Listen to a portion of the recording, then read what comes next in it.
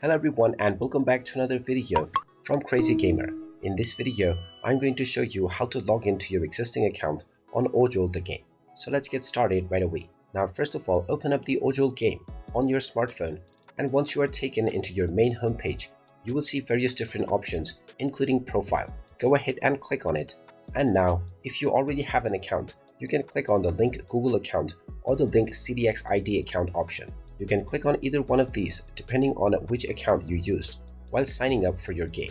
Just continue forward with your Google account credentials or your CDX ID by entering your email address and clicking on the next button.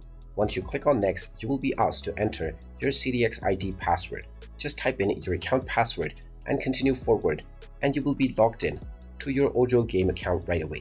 And there you have it. That is how easy it is to log into your existing account on Ojol The Game. If you find this video helpful, make sure you hit that like button and subscribe to our channel if you haven't done so already. Also ring that notification bell to never miss another update from us. Thank you for watching, and I will see you again in the next video.